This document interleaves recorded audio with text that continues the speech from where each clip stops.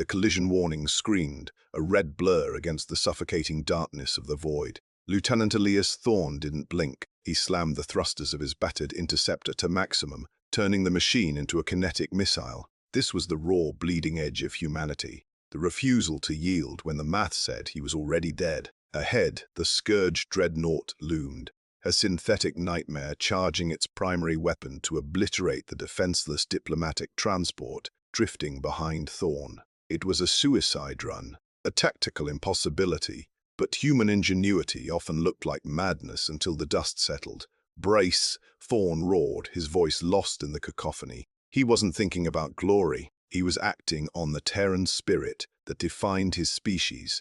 If you can't win, make sure the enemy loses too. He drove his ship into the dreadnought's firing port. The impact wasn't a sound. It was a total erasure of light, a moment of pure, blinding violence where he became the apex predator of the sector for one heartbeat. "Lieutenant Thorne?" The voice was smooth, resonant, and commanded the air itself. Elias blinked. The phantom heat of the explosion instantly replaced by the cool, crystalline perfection of the Xylarian flagship's throne room. The transition was jarring. One moment, he was breathing vacuum and fire. The next, he was standing at rigid attention in a hall so pristine it felt like a hallucination. This wasn't a sanitized science fiction story where the hero wakes up in a medbay with a medal. This was reality.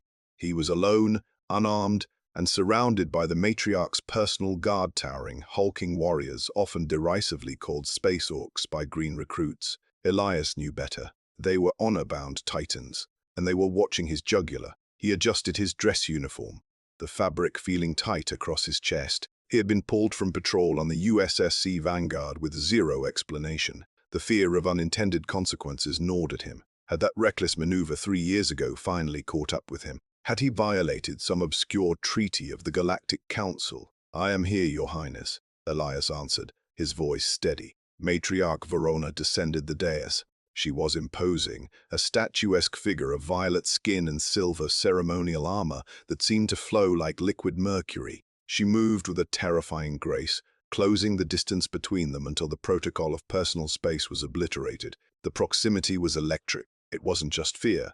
It was a magnetic pull, a chemical reaction between two forces that shouldn't exist in the same room.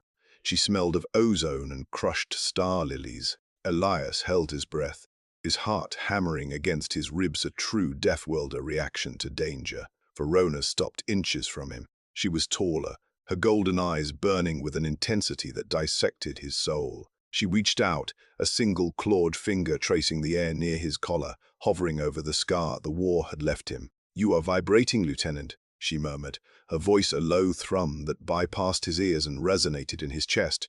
"You expect punishment. You think you are here because of the sci-fi nightmare you unleashed upon the Scourge." "I disobeyed a direct order to retreat," Elias admitted, locking eyes with her. "I destroyed a prototype interceptor."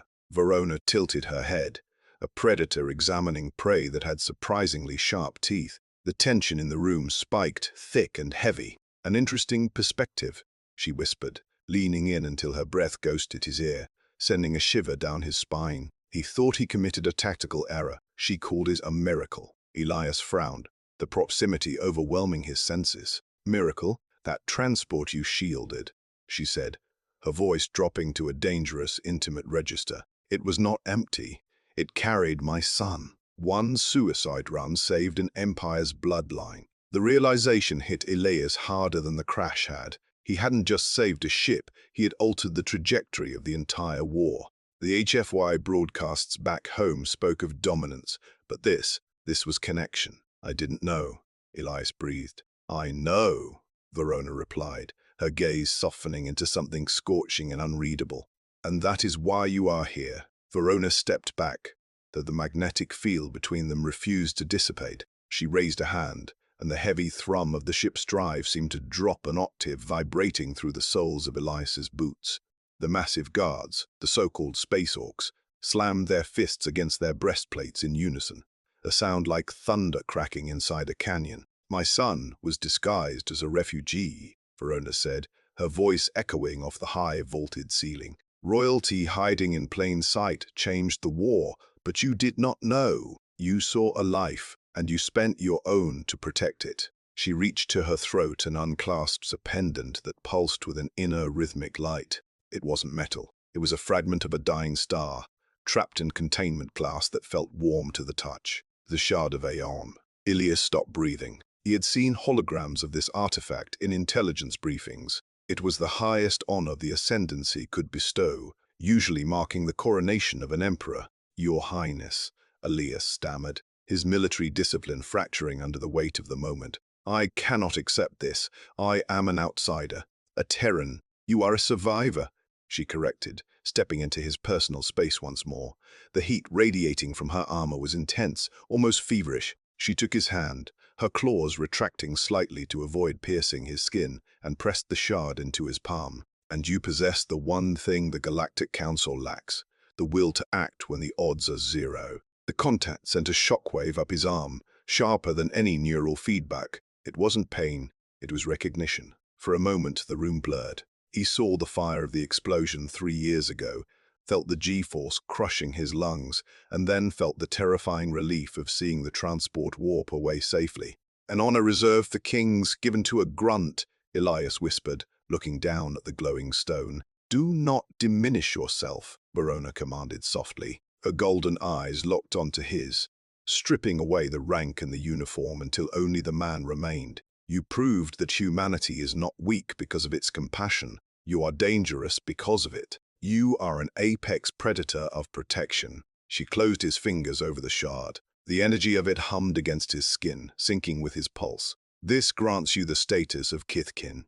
Wherever our ships fly, you are blood. You are family." The implication staggered him. This wasn't just a medal. It was a geopolitical earthquake. He was now a living bridge between the United Earth Federation and the Ascendancy. His solitary decision in the deep, dark, that act of integrity when he thought he was dying alone, had bloomed into an alliance that could save both their species.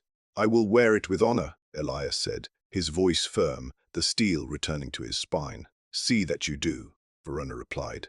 The corner of her mouth quirked upward, a rare, dangerous smile that promised future complications. "Go back to your vanguard, Lieutenant, but keep your comms open. The universe is a hostile place, and I find myself in need of a pilot who doesn't know how to surrender." Elias saluted, sharp and precise, before turning on his heel. As he walked toward the airlock, the shard warm in his hand, the oppressive uncertainty of the galaxy felt different. It was no longer a void of cold indifference. It was a canvas, bright and waiting. He had walked in a soldier. He was leaving a legend.